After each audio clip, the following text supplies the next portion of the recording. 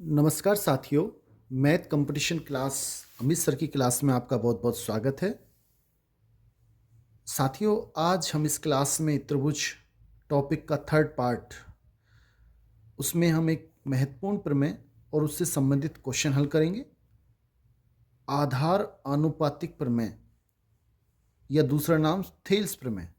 Thales एक गणितज्ञ थे जिन्होंने अपने नाम से ही एक प्रमेय दी, जिन्हें अपने नाम से ही, उनके नाम से ही जाना जाता है।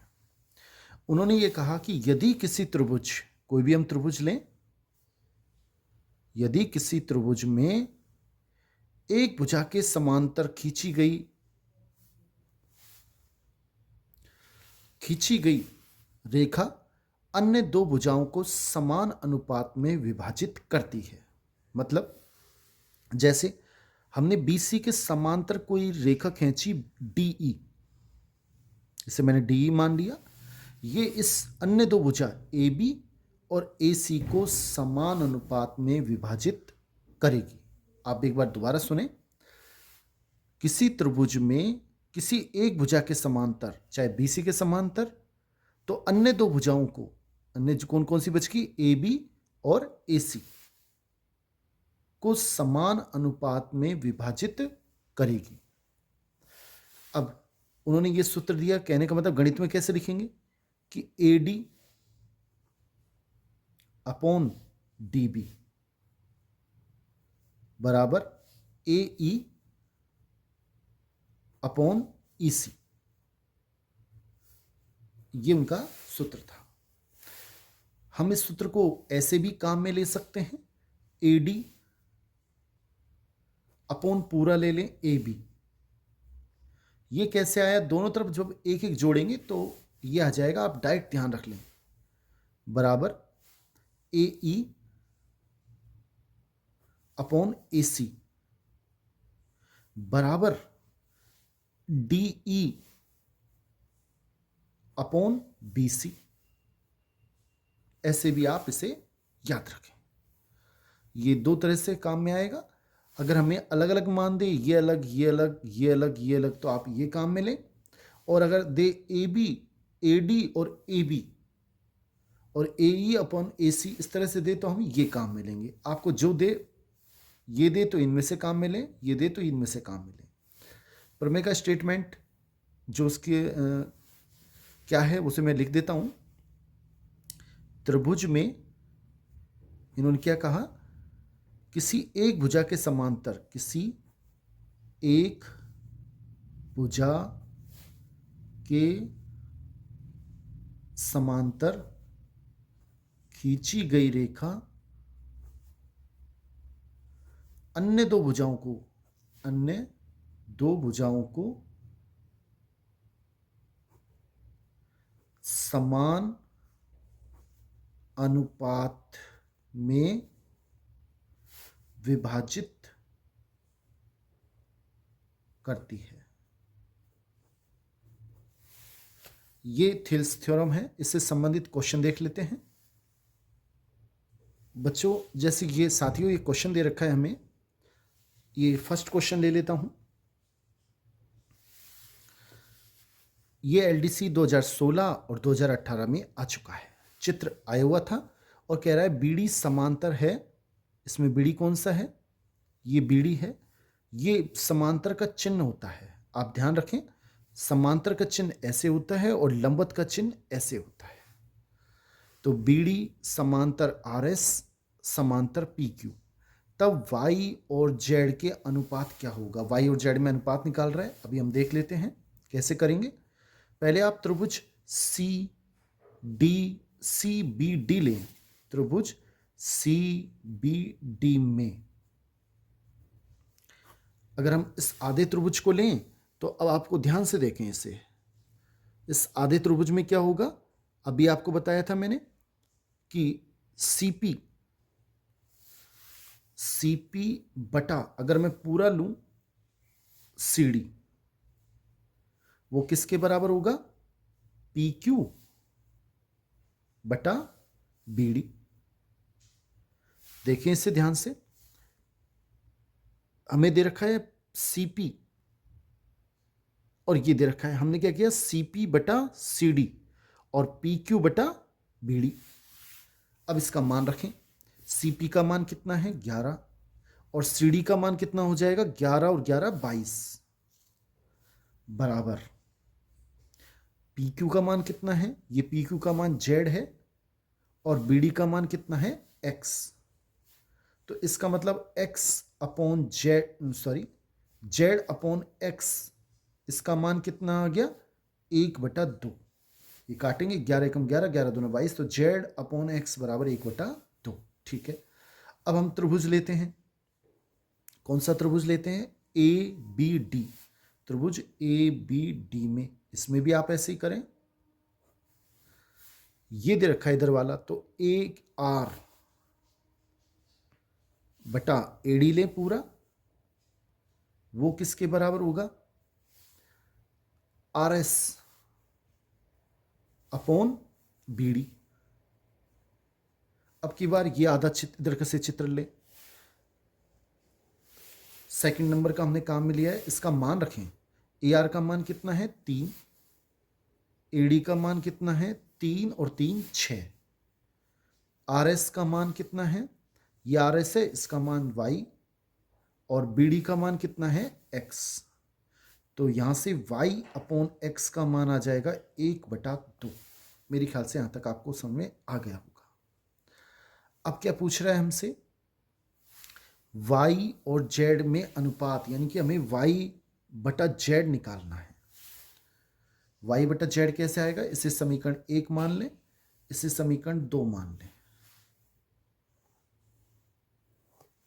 देखो Y/Z है, उसे मैं ऐसे लिख सकता हूं, या समीकरण 2 में हम भाग लेते हैं समीकरण 1 का, ऐसे भी कर सकते हैं। समीकरण 2 में मैं भाग दे लेता हूं समीकरण 1 का। जब समीकरण 2 ये है Y अपॉन X, इसमें भाग देंगे, किसका भाग देंगे, Z अपॉन X का, तो कितना आएगा 1 आएगा। क्यों आएगा, ये दोनों सेम है, 1/2 में जब 1/2 का भाग देंगे तो 1 आएगा। Y upon X is equal to, X ऊपर चल जाएगा, सॉरी, इंटू X ऊपर Z नीचे बराबर 1, X से X कट जाएगा, Y/Z का मान आ जाएगा 1। Y/Z का मान कितना आ जाएगा 1, यानी 1 मैं नीचे लिख सकता हूं, यानी 1:1 सही आंसर है और D हमारा बिल्कुल सही आंसर है। मेरे ख्याल से आपको समझ में आ गया होगा। नेक्स्ट क्वेश्चन देख लेते हैं बच्चों। ये सेकंड क्वेश्चन है साथियों। इसमें क्या दे रखा है, D व E एक त्रिभुज ABC की भुजा AB, एक त्रिभुज है ABC, ये त्रिभुज हो गया ABC, और D और E भुजा AB और AC पर स्थित हैं। AB और AC पर स्थित हैं D और E, ये D मैंने मान लिया, ये E मान लिया। DE BC के समांतर है, ठीक है। तब x का मान ज्ञात करो। यदि AD का मान 4, DB का मान x माइनस 4, AE का मान 8 और EC का मान 3x माइनस 19 हो। बड़ा आसान है, सीधा सीधा लगाना है। AD बटा, ये दोनों समांतर हैं, तो AD बटा DB, AE बटा EC, तो AD का मान कितना आएगा 4 बटा DB का मान x माइनस 4 और AE का मान 8 बटा EC का मान 3x माइनस 19। काट लें, 4 एकम 4, 4 दूनी 8। अब 3x माइनस 19 को मैं 1 से गुणा करेंगे तो आएगा 3x माइनस 19, और 2 को जब इससे गुणा करेंगे तो 2x माइनस के 2 चौक 8। 2x को इधर ले आएंगे तो 3x माइनस 2x बराबर माइनस 19 इधर जाएंगे तो प्लस के 19 हो जाएंगे माइनस 8। 3x में से 2x घटाएंगे तो x बचेंगे, और 19 में से 8 घटाएंगे तो 11 बचेंगे, और ये हमारा आंसर है। इसका मतलब सही आंसर इसका बी है। नेक्स्ट क्वेश्चन देखते हैं साथियों। ये तीसरा क्वेश्चन है, थोड़ा सा मैं अलग ले रहा हूं, ये थेल्स थ्योरम पर नहीं है। लेकिन आप इसको देखें, अच्छा क्वेश्चन है। हमसे कह रहा है ये चित्र है और इसमें ए बी ये समांतर है सीढ़ी के, तो y का मान ज्ञात करना है। ये हमें दे रखा है, ये बीच का बिंदु ओ, ये पूरा चित्र में दे रखा है। AO का मान 3y माइनस 19, OC का मान y माइनस 4, इसका मान 4, इसका मान 7। देखो साथियों, एक बार ध्यान से देखें, ये चित्र समलंब चतुर्भुज है। समलंब चतुर्भुज कौन सा चतुर्भुज है? समलंब चतुर्भुज।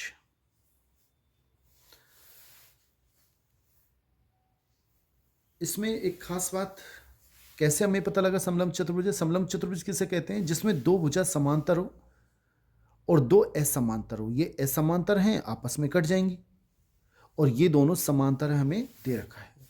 और समलंब चतुर्भुज में जो विकर्ण होते हैं वो एक दूसरे को समान अनुपात में विभाजित करते हैं, ये याद रखना है। तो वो प्रॉपर्टी हम काम में लेते हैं। तो इसमें 3y y माइनस यानी कि ऊपर से ले लेते हैं OC बटा OA, ऐसे ही ऊपर से लेना पड़ेगा OD बटा OB।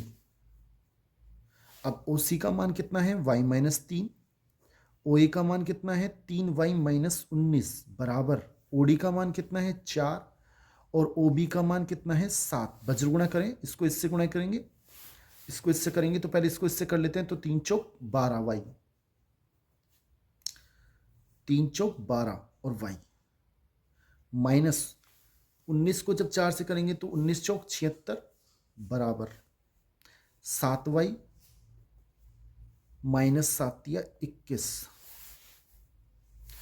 7y को उधर ले आए तो 12y माइनस का 7y बराबर माइनस 76, जब इधर जाएंगे तो प्लस के हो जाएंगे, 76 माइनस 21, ये प्लस के हो गए। और इसमें बचेंगे 12y में से 7y घटाएंगे 5y बचेंगे, और 76 में से 21 घटाएंगे तो 5 और 5 55 बचेंगे। और y बराबर कितना आ जाएगा? 55 बटा 5 यानी कि 11। 11 हमारा सही आंसर है, यानी कि बी ऑप्शन हमारा बिल्कुल सही है। नेक्स्ट क्वेश्चन देखते हैं साथियों। ये नेक्स्ट क्वेश्चन है, चित्र हमें दे रखा है, इसमें एडी का मान दे रखा है x, यानी कि ये x हो गया। db का मान दे रखा है x माइनस 2, यानी x माइनस 2 हो गया। ae का मान दे रखा है x प्लस 2, ये x प्लस 2 हो गया। और ec का मान दे रखा है x माइनस 1, और हमसे x का मान पूछ रहा है। बड़ा आसान है, इस कोने को पकड़ लें और त्रिभुज पहले ये बटा ये, तो कितना आएगा? AE बटा EC और AD बटा DB। फिर सुने, AE बटा EC, AD बटा DB। AE का मान कितना है? x प्लस 2, और EC का मान कितना है? x minus 1। AD का मान कितना है? x, और DB का मान कितना है? x minus 2। वज्र गुणा करेंगे, इसको इससे गुणा करेंगे, इसको इससे। जब x प्लस 2 और x माइनस 2 गुणा होंगे तो ये सूत्र बन गया a plus B A minus B, और वो होता है a square minus B square, यानी कि x स्क्वायर माइनस 2 का स्क्वायर 4। एक बार फिर सुने, a प्लस बी और a माइनस बी होता है a square minus B square. x plus 2 और x माइनस 2 क्या हो जाएगा? x का स्क्वायर माइनस 2 का स्क्वायर 4। अब इसको करेंगे, पहले x को x से करेंगे x स्क्वायर, x को जब माइनस 1 से करेंगे तो x से कम x स्क्वायर। अब हम सबको एक काम करते हैं, इधर ले आते हैं, तो यह आएगा x स्क्वायर माइनस 4 माइनस का x स्क्वायर हो जाएगा प्लस का x हो जाएगा बराबर 0। ये आपस में कट जाएंगे, एक प्लस का है एक माइनस का है, -4 को मैं इधर भेज देता हूं तो x का मान हो जाएगा 4, और यही हमारा आंसर है। ए ऑप्शन बिल्कुल ठीक है। साथियों, इस टॉपिक पे इतने ही क्वेश्चन बहुत हैं, और आपसे निवेदन रहेगा कि आप इस चैनल को सब्सक्राइब करें, लाइक करें, अधिक से अधिक कमेंट करें, जिससे मुझे मोटिवेशन मिले और मैं आपको अधिक से अधिक वीडियो डाल सकूं। थैंक्स।